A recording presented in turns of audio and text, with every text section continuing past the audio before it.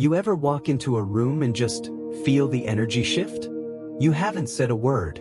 You didn't make a scene. But suddenly, conversations quiet down, eyes turn, even if only for a second. And no, it's not because you're trying to steal the spotlight. It's because you're carrying something most people aren't used to: presence. Real, grounded, calm presence. See, people don't pull away from you because you're wrong or off-putting. They distance themselves because your presence, just you being you, brings things to the surface they haven't faced yet. You don't even have to say anything. It's not about volume or dominance. It's about energy. And in a world where everyone's wearing a mask or filtering their personality, being real, that hits different. You're not too intense. You're not too much. You're just real. And in a society addicted to distraction and performance, real is rare. It's raw. And yeah, it can feel like a lot, especially to those who aren't used to it. You've done the work. Inner work. Quiet, unglamorous, behind-the-scenes growth. And that kind of work builds a calm that doesn't crack under pressure. You walk in with that kind of centered energy, and you don't need to speak loudly or dress a certain way to be noticed. Your aura does the talking. That's the Stoic way. Grounded.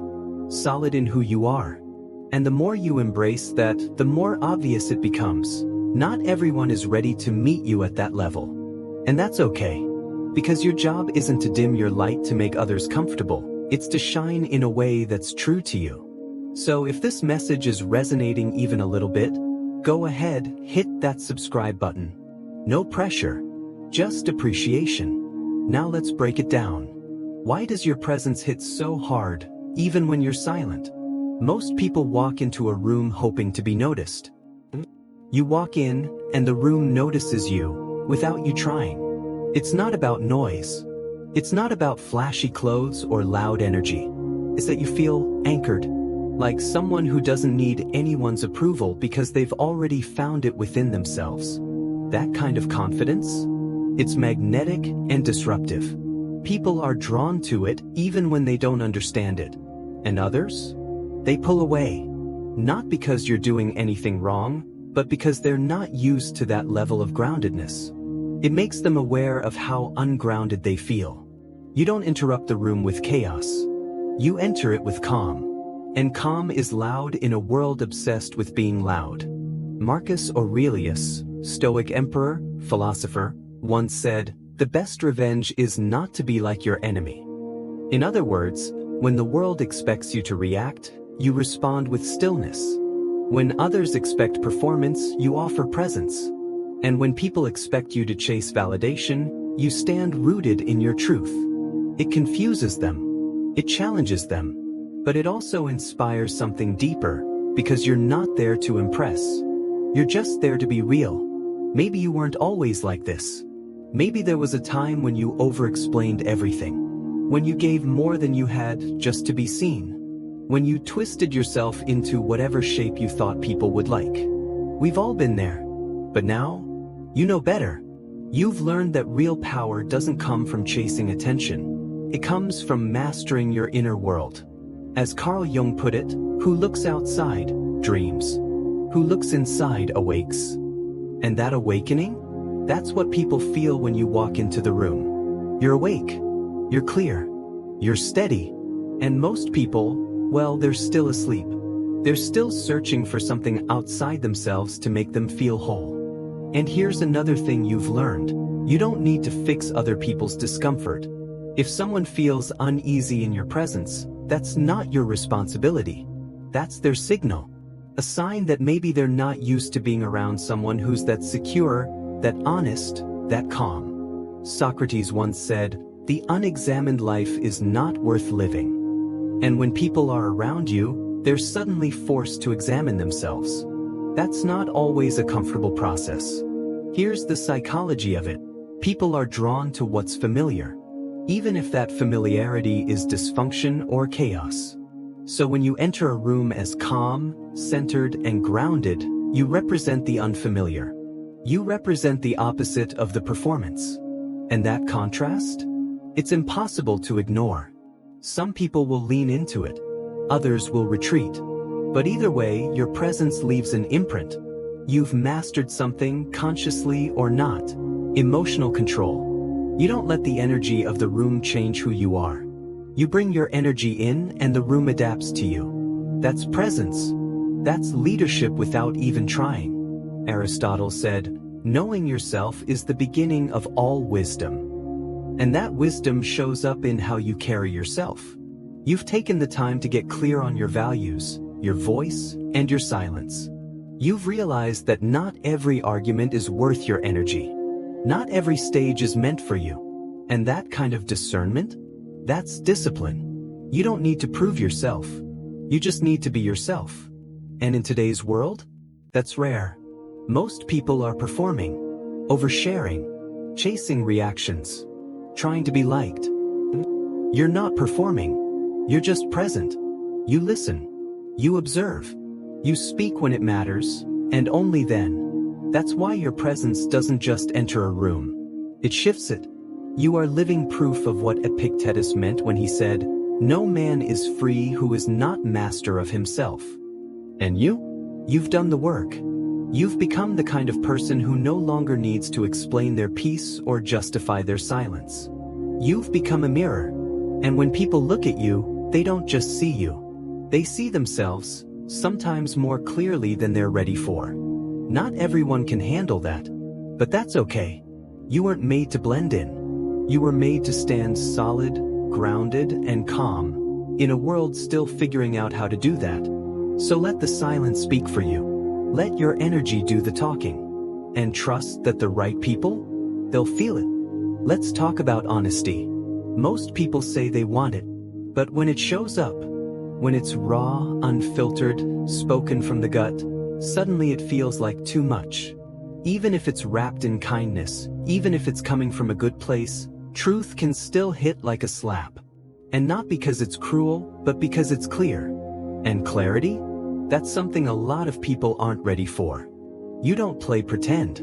That alone makes you rare. You don't do small talk just to pass time. You don't smile to keep the peace when something feels off. You speak from the soul. You name what's real. And not because you're trying to stir things up, but because you care enough not to lie. That kind of honesty is often misunderstood. People might call you harsh, cold, dramatic, too much. But let's decode what they're really saying. You made me feel something I wasn't ready to feel. Plato once said, "No one is more hated than he who speaks the truth." And the truth isn't just in your words. It's in your vibe, in the way you move, in your stillness. Your presence doesn't allow people to keep pretending, not around you. Not when they can feel how aligned you are. And that kind of alignment? It's confronting. We live in a world where surface-level talk is the norm. Performances, politeness, polished answers, filters over flaws. So when someone like you shows up, real, raw, grounded, it breaks the pattern. It doesn't fit the usual script. And that shakes people even if they don't know why. You weren't made to blend in. You weren't designed to nod along when everything inside you screams, "This isn't real." Carl Jung said something powerful. People will do anything, no matter how absurd, to avoid facing their own souls. And that's why your presence can feel so heavy to others. You don't even have to speak. You shine a light, unintentionally, on the things they've buried. The things they haven't examined. The truths they've tried to avoid. Think about that one friend who asked for your opinion, but flinched the second you gave it. They weren't looking for truth. They were hoping for comfort. But you gave them what they needed, not what they wanted. Because flattery? That's not in your toolkit. Authenticity is. You're not a mirror that flatters. You're a mirror that reflects, clearly, cleanly, unapologetically. From a Stoic lens, honesty isn't just a moral principle. It's a form of courage. Epictetus said, "If you want to improve, be content to be thought foolish and stupid." Because being real, especially when it's inconvenient or uncomfortable, might make you unpopular in the moment, but it makes you trustworthy in the long run. You're not here to be liked by everyone. You're here to live with integrity. And that means choosing clarity over approval. Truth over comfort. Because there's a deeper layer to this. When you speak truth, when you stand in your calm, when you choose stillness over noise, it creates friction. And friction? It causes growth. Not everyone's ready for that. But the ones who are, they'll feel it. And they'll remember it. They'll come back to your words in quiet moments. They'll hear your voice in their head when they're alone. Maybe not right away, but eventually. And they'll realize you were the only one who had the courage to be real with them. Aristotle said, "Courage is the first of human qualities because it makes all the others possible." And you've got that kind of courage. The courage to speak truth when silence would be easier. The courage to hold space when everyone else is performing. The courage to be the one in the room who doesn't nod just to keep things smooth. That's not arrogance. That's alignment. And yeah, you've probably been called too honest before. But flip it. What they're really saying is, you're not afraid to say what I'm afraid to face. And that's power. That's clarity. That's leadership. There's a kind of knowing you carry that doesn't come from books or advice. It comes from silence, from solitude, from paying attention. You pick up on things most people miss. Not because you're trying to, but because your mind works differently. Someone walks into the room with the right words, the right tone, the right smile, but you catch something. A shift in their posture, the tightness in their jaw, the flicker in their eyes. And you just know something's off. That's not magic. That's emotional awareness. That's intuition, sharpened through experience. Carl Jung said, "Until you make the unconscious conscious, it will direct your life and you will call it fate." But you've made the unconscious visible. In yourself. In others. You've done the work. You've pulled back the curtain. And that work, that awareness, it changes everything. Socrates believed wisdom begins with self-awareness. And when you've built that kind of inner clarity, it starts showing up in how you move through the world. You don't just understand your own patterns. You start seeing other people's too. You notice their wounds, their energy, their disconnects. And that's what makes people feel so seen when they're around you. But here's the paradox. Most people aren't comfortable with being that seen. Being read so easily feels vulnerable. Like being emotionally naked in a room full of people. Because when you see past the act, when you see the person beneath the performance, it strips away their carefully constructed image. And that's not always welcome. So when you feel that resistance, that pullback, that discomfort, trust it. Don't overthink it. Don't explain it away. Your intuition is your compass. It's been sharpened not through noise, but through silence, solitude, and observation. The Stoics had a word for this, proeresis, the ability to choose how you respond based on inner clarity and reason. Your intuition? That's a key part of that. It's not random. It's not a guess. It's the mind's way of whispering truth before logic catches up. Some people light up a room with their noise. You light it up with your presence. You don't need to be loud. You don't need to make a splash. There's just something about you, something solid. People want to be near it. They want to understand it. Some even try to borrow a little of it. But what they don't realize is, being close to someone like you isn't just comforting. It's confronting. Because you're not playing a role. You're not reading a script. You're not trying to be what people expect. You're just being you, real, steady, grounded. And that, by itself, is powerful. You ever stood next to a fire on a cold night? At first, all you feel is the warmth. But after a moment, you suddenly realize just how cold your hands were. You didn't notice it before. You thought you were fine. But now, in the presence of that heat, you can't unfeel the contrast. That's what your energy does to people. Your presence reveals what's been missing in others. Not because you're trying to, but because you're the fire. You don't expose people through judgment. You do it just by being real. And in a world full of filters and fluff, authenticity has weight. Plato said, "The measure of a man is what he does with power." You've got power, but not the kind that pushes or performs. You've got presence. The kind of presence that doesn't need to raise its voice. The kind that makes people pause, reconsider, reflect. The kind that holds space, not attention. And here's the thing, you don't use that presence to manipulate. You don't weaponize your silence. You just are.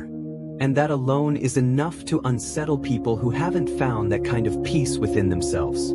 Because when someone's still searching for their identity, when they're still trying on masks, chasing applause, living for validation, your certainty feels intense. It makes them question everything they've built around insecurity. Carl Jung said, "Your vision will become clear only when you can look into your own heart. Who looks outside, dreams. Who looks inside, awakes." You've done the looking. The real looking. The kind that's hard, uncomfortable, soul deep. And now, when people are around you, they catch a glimpse of that clarity. Some are inspired. Others get scared. Because it reminds them of everything they've been avoiding. So if people come close and then pull away, don't take it personally. Your energy is simply asking a question they're not ready to answer. And that's okay. Not everyone's supposed to stay. Some people are only built for surface-level connections. They want easy, not deep. They want validation, not truth. They want the version of you that makes them comfortable, not the version of you that's whole. But you've stopped chasing comfort. You've found power in the quiet. While others avoid being alone like it's punishment, you treat solitude like it's sacred. You don't fill every second with noise. You don't rush to be seen. You're not uncomfortable with your own company. That's not cold. That's clarity. Your peace doesn't come from being surrounded. It comes from being aligned. In a culture obsessed with constant connection, solitude almost seems suspicious. If you're not posting, performing, texting back instantly, people start to wonder, what's wrong? But the truth is, nothing's wrong. In fact, maybe everything's finally right. Because when you're alone, you're not lonely. You're anchored. You hear your thoughts. You feel your emotions. You don't need distraction to feel whole. And that kind of wholeness? That's rare. That's real. The Stoics believed solitude wasn't an escape. It was a training ground. A way to sharpen clarity. Seneca once said, "We suffer more often in imagination than in reality." And when you're alone, when you strip away the noise and the projections, you start to see the difference.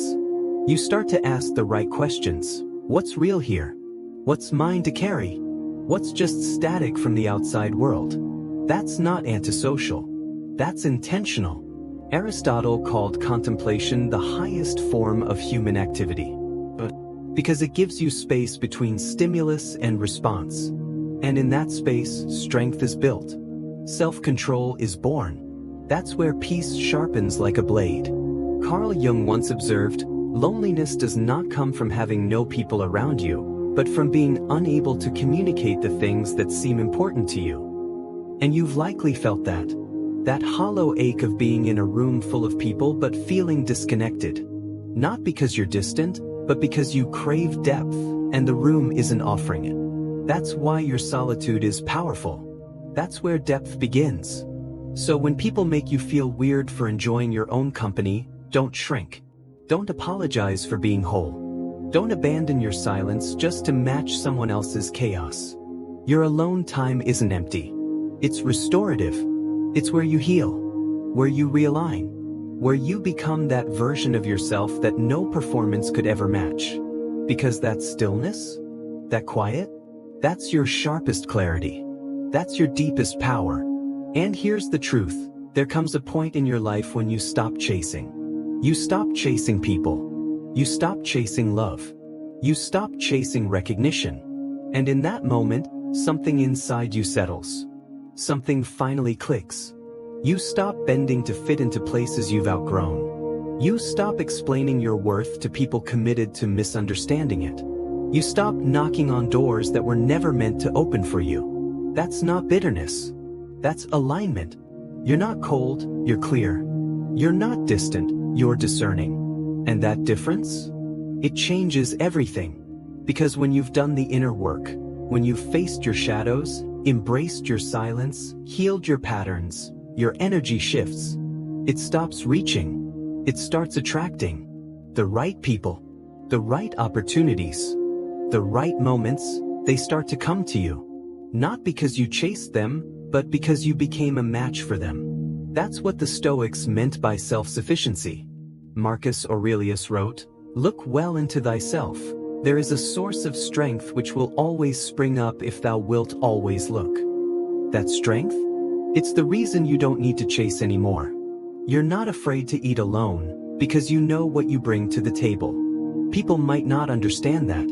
They might mistake your peace for pride, your solitude for sadness, your boundaries for coldness. But the truth is, you've raised your standards. You're not desperate for connection. You're intentional with it. You've learned that just because someone shows up doesn't mean they're meant to stay. Just because something feels good in the moment doesn't mean it's aligned with your growth. Aristotle once said, "We are what we repeatedly do." Excellence, then, is not an act, but a habit. And for you, that habit is peace. That habit is presence. That habit is stillness. You don't chase what's yours. You align with it. And that's the shift that changes everything. You've probably felt the temptation before. To chase. To prove. To explain. To justify. That moment when you feel someone pulling away and your old self wants to lean in. Wants to show them why you're worthy. Why your silence isn't cold. Why your boundaries aren't rejection. But then you pause. You breathe. And you remember. If it's meant for you, it won't require self-abandonment. So you stay grounded. You don't shrink. You don't beg for understanding from those who aren't even listening. You protect your peace because you know what it cost you to build it. And that's something most people don't talk about. They admire peace, they say they want it. But peace? Real peace? It takes work. It takes boundaries. Discipline. It takes saying no when your old self used to say yes just to be accepted. It means being misunderstood. Sometimes even judged. But you've come to learn. Clarity is more valuable than popularity. There's something about calm that's louder than chaos. A kind of quiet that cuts through the noise. When you walk in, you don't have to say a word.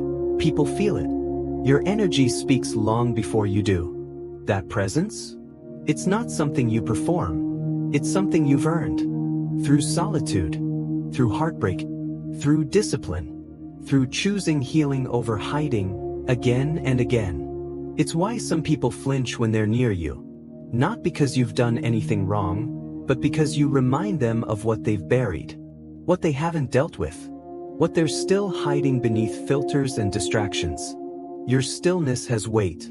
It's not heavy, but it's undeniable. And when you stand next to someone who's still restless, still running, still wearing a mask, they feel it. Their nervous energy bounces off your groundedness. Your authenticity makes their performance feel uncomfortable. Carl Jung once said, "Everything that irritates us about others can lead us to an understanding of ourselves." So when people react strongly to you, when they criticize, withdraw, or project, it's rarely about you.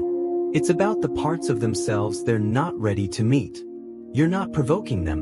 You're just reflecting something back to them that they haven't seen clearly before. And not everyone's ready for that. Stoic wisdom teaches us not to take that personally.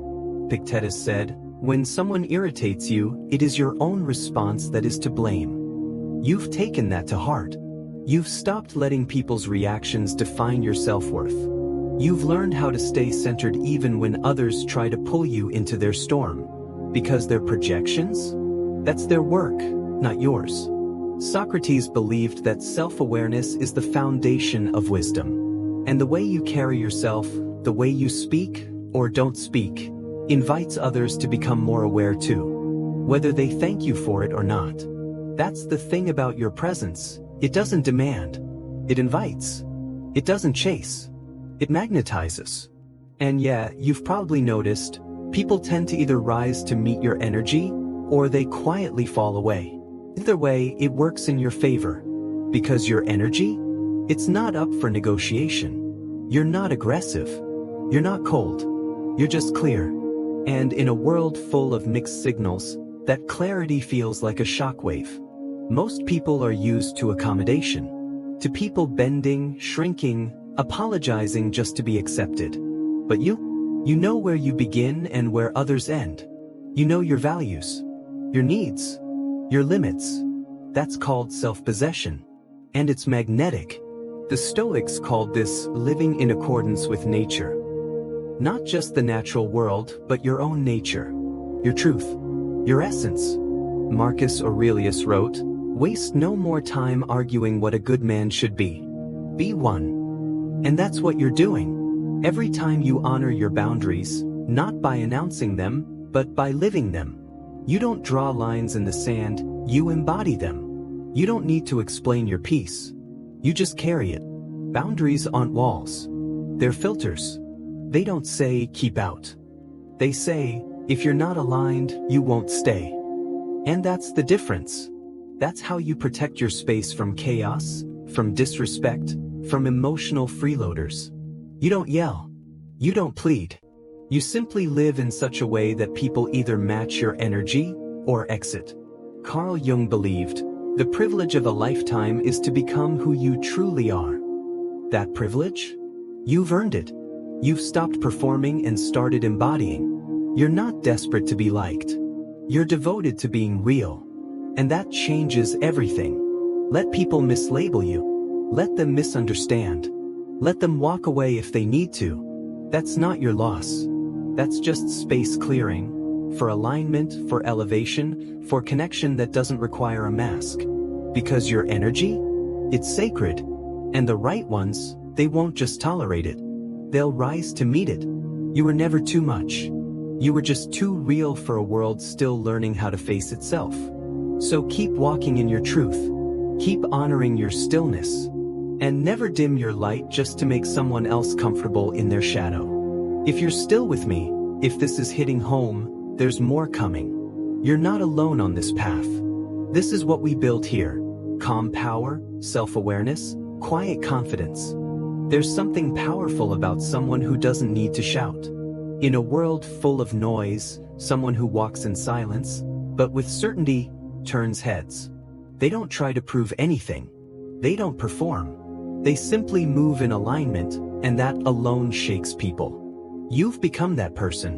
You're not here to convert anyone. You're not trying to convince people to think like you, act like you, change for you. You're just living in your truth. Quiet, grounded, unshaken. And people notice. They watch how you handle pressure. They watch how you move when no one's clapping. They see your growth, not because you post about it, but because it's visible. Your discipline is felt. Your presence is consistent. And that kind of consistency? It speaks louder than any words ever could. Some people will admire it. Others might feel uncomfortable around it. But either way, your presence creates a ripple, even when you're not trying to. Aristotle said it best, we are what we repeatedly do. Excellence, then, is not an act but a habit. And that's what you've built, habits that support peace. Habits rooted in clarity, stillness, and self-respect. You're not the person who talks about healing. You live it. You're not the one who preaches about growth. You walk through the fire again and again, and come out steadier each time. Carl Jung once said, a man who has not passed through the inferno of his passions has never overcome them. And you've been through that fire. The long nights. The tough decisions. The moments where you wanted to give up, but didn't. And now you carry yourself differently. Not louder, just clearer. You don't need to declare your strength. It's visible. You're not trying to be a role model, but you've become one anyway. Simply by showing up. By doing the work.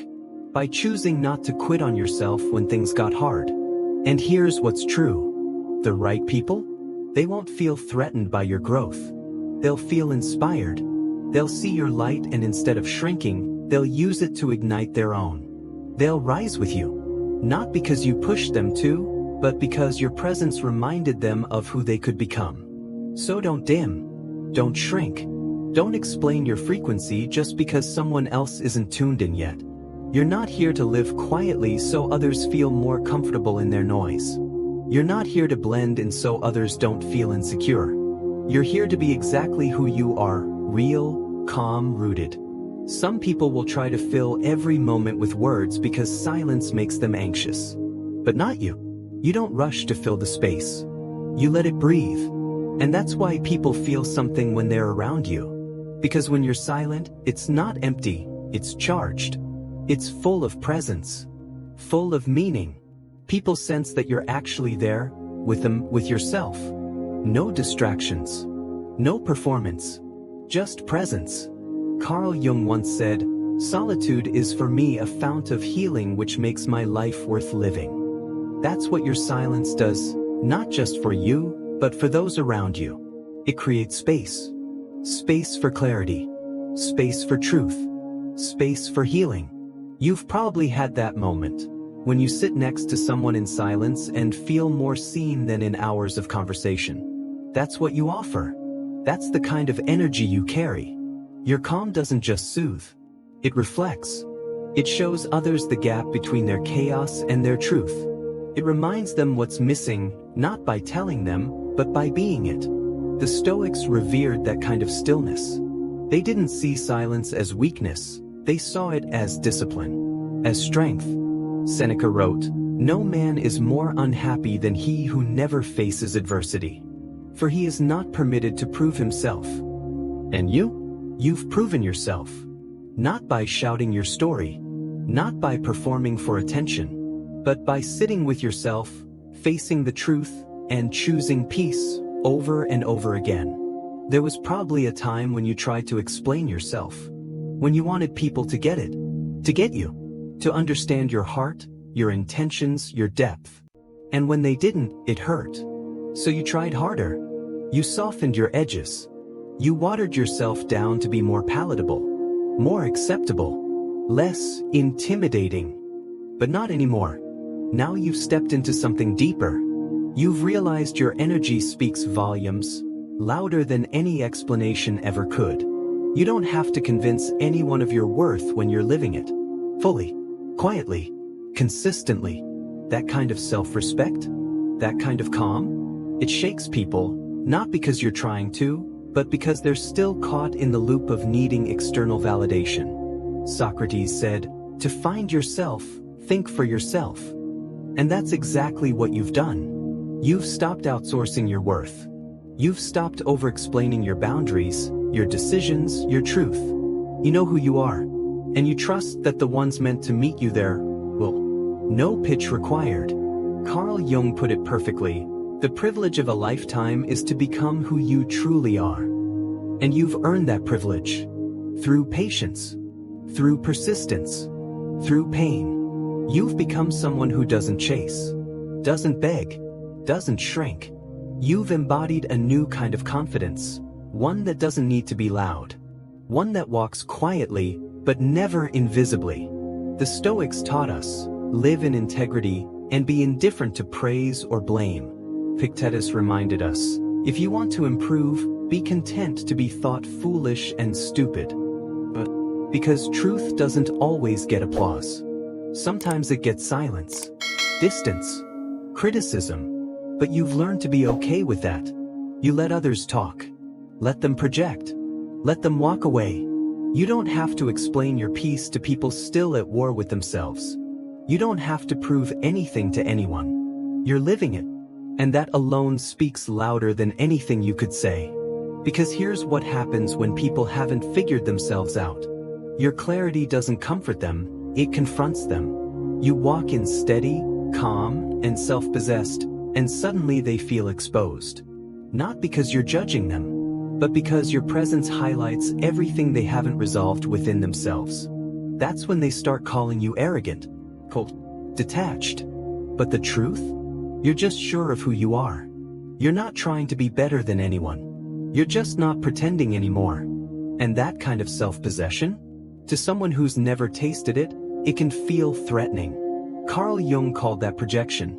The unconscious act of putting our own rejected emotions onto someone else. So when people throw shade your way for no reason, when they accuse you of things you never said or did, that's not about you. That's their shadow. Their insecurity, their confusion. And once you see that clearly, you stop internalizing what was never yours to carry. The Stoics would tell you, don't get pulled into their story. Don't lose your reason. Marcus Aurelius said, you have power over your mind, not outside events. Realize this and you will find strength. And that's what you've built. That kind of strength. You walk through storms, not because you're immune, but because your peace isn't up for negotiation. So when people misunderstand you, let them. When they project onto you, don't absorb it. When they fall away, bless them. Your job is not to fix everyone. Your job is to walk in your truth, in your peace, and in your purpose. Because what's real doesn't need defending. And what's projected, that's not yours to carry.